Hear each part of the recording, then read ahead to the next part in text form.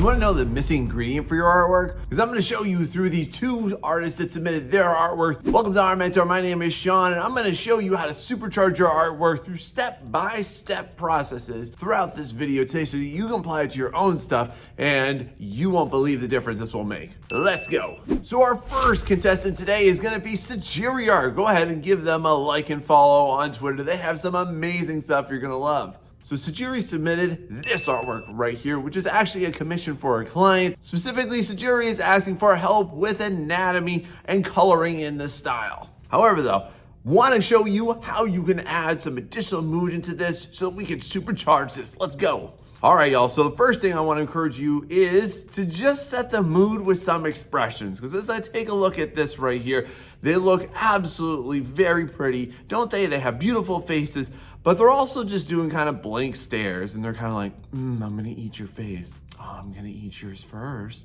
So I see this a lot whenever I see couples art where they're just blankly staring at each other. So let's fix this up and show you what I would do with it. So rather than having them look like they're just eating each other, what I want to do is definitely showcase how they are very happy. They're in this joyous moment. It's going to increase the romance factor of this one just by showing them smiling. It doesn't have to be a big old dopey smile either. Like, you can just go ahead and do this very subtly as well, because I like how both the characters have like a subtle squint to them, and that shows a very loving kind of expression on them. I think that we can definitely showcase this a little bit stronger.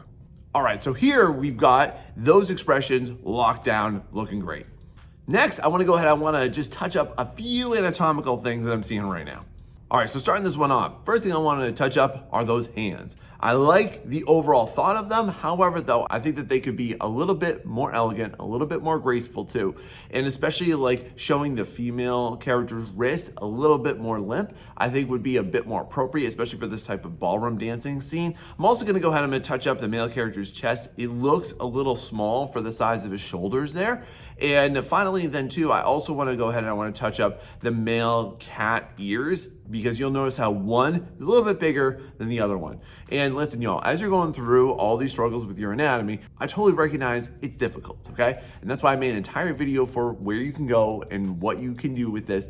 And that link is right down here in the description. Go ahead, check it out after this one.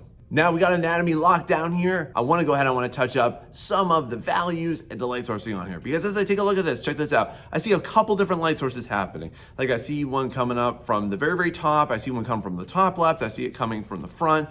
And this is a very common concern. I'm gonna show you how to fix this. All right, y'all, so here's a big scary thing I want you to commit to. I want you to commit to one light source, okay? And this is a really simple thing to execute, but it's also a really simple thing to get confused on, because you want to show off your characters, and especially in scenes like this, you don't want to obscure any details. I get you on that. However, though, by you switching up different light sources and you not adding enough darkness to other areas, okay, it's not complementing the forms as well as it could. So in this one, what I think I'm gonna do is I'm just going to translate this into, there is a light source coming from the top left. That way everything is nice and consistent across the entire image. And then I'm just thinking about where the complementary shadows are going to be happening on the other side. This is, again, really simple to mess up, really simple to execute, and that's why it's such a big issue that I see all the time.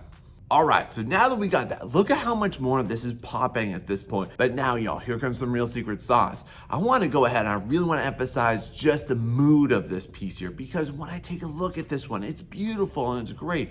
However, though, I want to bring some romance into that, right? Don't you want some more romance in your life, Sajiri? Because if so, if you want that in your art life, here's how you're going to do it.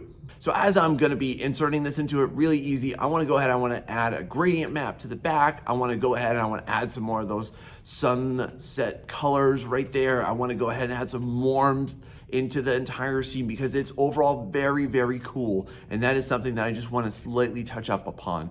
And by doing this too, I'm going to get a scene that's going to carry and convey the emotional attitude of it. And that's something that I want you to think about in your artwork too, is how do you want people to feel about it? How do you want people to react to it? Because it's a matter of people going like, huh, and people going, oh, it's a big difference. But this is a very subtle thing and a very easy way to do this. If you're in Photoshop or a similar program, you can also do this via photo effect filters too. Lots of different ways you can do this, but I do like the gradient map effect.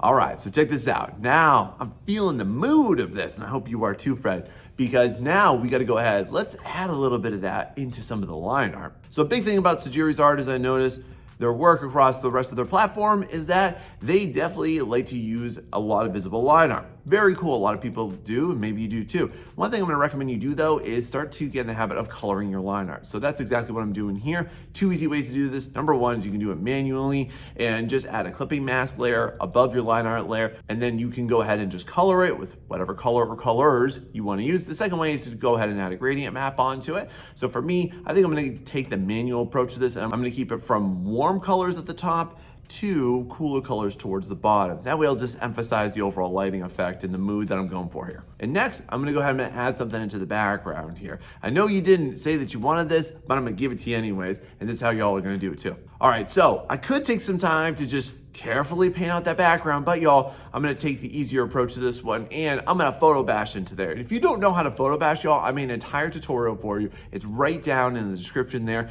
and it's how you can apply it to literally any scenario. If it's characters, if it's backgrounds, if it's just little details, go ahead and check it out after this. All right, so now that I got that down, boom, now let's go ahead and let's move into some final effects, which is I just want to overall balance the overall scene. Check this out. So a few things that I want to touch upon when I'm doing this one is, first off, I'm gonna go ahead, I'm gonna touch up on some special effects. I wanna go ahead and increase some lighting on here. I wanna go ahead and I also wanna do some rim lighting on here and just some overall balancing of colors that I'm seeing here. I also wanna go ahead and I wanna darken up that foreground, and I'm gonna add a special effect onto this one just to make it kind of seem like a memory, like if you were there and you kind of remember it. So I'm gonna apply actually what's called an iris blur. This is specifically in Photoshop that I know how to do this. I'm pretty sure that all other programs can have something similar to this one. But basically what it's going to do is it's going to create a circular type of blur effect where it's clear in the middle and it's blurry and hazy outside of it. I think it's a really nice effect. All right, y'all, check this out. So here's before and boom, here's after. Check that out. That's amazing, isn't it? So Jury, you absolutely did a phenomenal job on that, but I hope y'all learned how to increase the mood of your artwork through this example, and let's kick it into the next one. Now, if you're getting great value out of this video, if you could please help to support it by hitting that like and subscribe button so you get more like this every single week to help you out with your artistic journey. And if you especially need some help with your artistic journey and you wish that you had somebody to tell you exactly what to do and to guide you along, let me tell you about my Art Mentorship program. Y'all, this is not a course, it's not a class, it's not boring generic content, it's me and you. We're working one-on-one, only on the things that you want to do, only on the things that are going to help progress you, only on the things that are going to get you to the next level, to get you into a comfortable spot with your artwork, and I would love to be there for you. And if you're interested in that, go ahead and click on the link in the description and go ahead and fill out my Google form once you get there, and I'll reach out to you. All right, our next contestant today is Annie's Art. Definitely go ahead and give them some love over there on Instagram. So Annie's Art gives us this awesome image of this archer we'll talk about in a second. Okay, I see exactly where you're going here.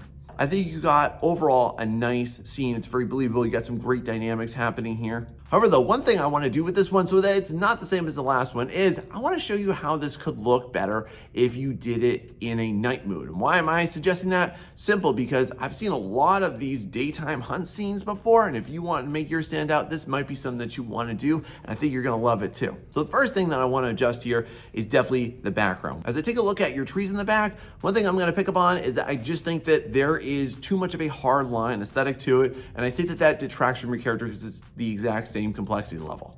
So let me show you how I would go ahead and I would fix that. So as I take a look at your background, first thing I'll notice is that you definitely did blur some of the stuff in the background, but I'm gonna increase that blur. You don't need to have things in the background be as in focus as things in the foreground. Think about it when y'all watch a movie, you're gonna notice this effect, okay? So what I'm gonna do is I'm gonna simplify that, and there's two ways I'm gonna do that. The main way I'm gonna go ahead and I'm gonna launch into this one is I'm gonna use the mixer brush. If y'all have never used the mixer brush, go ahead and give it a try because it can really help to level up the overall texture and the painterly aspects of it. I can use custom brushes in order to just add some more textural quality to it, to take away and detract from that overall line quality to it as well. And by doing this too, y'all, you wanna think about this. How do you make the character stand out from the background? And it's gotta start with that too, because if you have your backgrounds and foregrounds at the same complexity level, it just doesn't work as well as it could.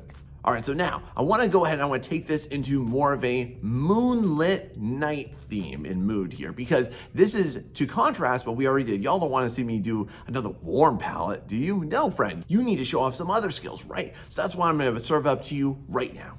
So as I do this, y'all, I'm gonna go ahead and use a gradient map to do this, and I'm gonna include a lot of cold colors. And y'all, I know this is gonna be a little hard for you sometimes, but even though I'm doing this here, here's what I want to think about. How do I stick to one consistent theme of colors? There's a lot of times that I see people that feel like they need to stick to just the native colors, like tree leaves are green and trees themselves are brown, but y'all don't need to do that. They're gonna appear as whatever colors that you choose them to. That's why I think using gradient map is a great way to do that. When you use a gradient map, just go ahead and switch that blending mode on it to color, and then if it seems a little too intense, all you gotta do is just lower the opacity a little bit, and there you get a great consistent color theme throughout.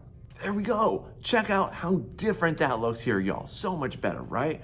Now, here's the next step that you want to do whenever you have any type of background element. Since we have a lush forest and we're going for a moonlit theme, let's go ahead and let's make this a freaking mystical, magical forest. The way I'm going to do that is incorporating what's called atmospheric perspective. If you've never heard of this, very simply, this is just the appearance of kind of this haze that occurs the further back that something goes. Typically, it's blue. Now, this one, I want to create a little bit of a misty effect here. I want to give this kind of like a magical forest, like some beast could just pop out at any second, right? That's the type of mood that I would recommend that you go for in a night scene like this. And I'm going to show you some extra effects later on in this too, so stay tuned for that. Now check that out. Isn't that dramatic looking so far? Now listen, I didn't do that to the character, but I'm gonna do it soon. But first, I wanna go ahead and I wanna adjust some of the values on here and the light sourcing on here too. So y'all, this is a classic case of just commit to a light source. I see a lot of highlights on here that shouldn't be highlighted, whether it's night or it's daytime. And the one thing I want to definitely recommend to you, friend, is just commit to a light source here. I know it's hard sometimes, and don't fear the shadows, okay? If you want to make your stuff look 3D, if you want to make it look like it has proper volume, you want to make sure that you take the time to really think through things. A couple areas on here, especially that I want to touch up, are like underneath the bust. Like there's a defined bust line for one area of her chest. There's a very hard defined line for her bust that doesn't need to be there if she's wearing a shirt. And same thing too, like where her thigh is overlapping the other thigh. We don't need to see that. It should just be a field of value. Like that would be as if it would just suck tight to her. But that doesn't seem to be the case because she's wearing armor. So just take a look at that too with that armor and think, where is that going to cast bigger shadows and lighter shadows and subtle shadows too. Look at how much more dramatic this looks now. And again, this could easily be swapped out if this was daylight or if it was nightlight. It's all the same, y'all. But however, I did make this a little bit more subtle for the light sourcing because I am gonna make this a moonlit scene, which we're gonna do right now with this mood lighting. All right, so similarly, I'm gonna go ahead and I'm gonna add a gradient map on top of that. Again, just switch that blending mode to color when you're gonna go ahead and do this. And typically, y'all, as a big power play move for you, I wanna use at least 5 colors whenever I go ahead and I use any type of gradient map. That way, I'm gonna get a lot of good color play between the two, but definitely experiment with this one, okay? And definitely watch out for how many different saturated colors you use. I'm gonna use mostly desaturated colors in my color palette when I do this. So as I do this too, another thing I'm gonna keep in mind is creating non-native colors. So that just basically means that, again, you're not going to be using the colors that are exactly represented here. Like I see that her mail that she's wearing, her top shirt is red, but I can also include some cooler colors that are not red just to show off where light is and light is not. All right, y'all, we're looking pretty great so far, and I hope you feel the same way too. And now let's add some finalizations and special effects. Here we go. All right, so as I finish this up here, big thing I'm gonna do is I'm just gonna balance the overall values between the foregrounds and the backgrounds, maybe add a little blur here or there to it as well. Because it's a mystical, magical forest, why not throw in some fireflies? That'd be pretty great too, so I'm gonna add some of those in. And then finally, let's top this one off with a little bit of moon rim lighting here. Now, here's the thing. Y'all gonna do any type of moon rim lighting, it's gonna be very, very subtle. It's not gonna take over a whole lot. It's not gonna take over half the character. It's gonna be a very subtle effect, but check out how much this is gonna help the character stand out. All right, y'all, so here we go. Here's before and boom, here's after. Hey, Art, this was great to begin with, and I hope that you learned so much. And you did a terrific job, and y'all, we are not done yet for learning how to create even better, more stunning artwork, and here's the next level. I'm gonna teach you even more than what you just learned right here in this video, where you can see me painting over artwork just like this one. See you in the next one.